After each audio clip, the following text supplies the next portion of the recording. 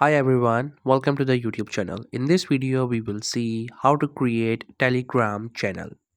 Creating a new channel on Telegram is super easy and simple. You just have to simply go and open the Telegram app.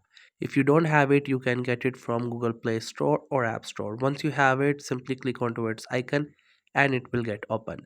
Then there you will see this pen icon on the top bottom. You just have to simply click onto this one and then you have to click on continue for this pop-up, or you can also skip it. Then you have to click on new channel. As you click onto this option new channel, then you have to click on create channel, and after that you have to give it a name. It could be anything, whatever you would like to add, you can just simply add it.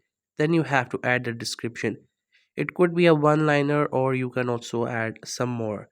Along with name, if you would like to add, you can also add the emojis of your choice, and you can also upload the profile picture and then click on to tick icon.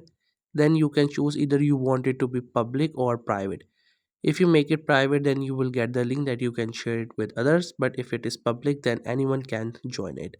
So it's up to you whatever option you would like to, and then click on tick, and now your channel has been created. Now you can add the members of your choice and you will join the chat. If you have added any members, you will be able to chat with them.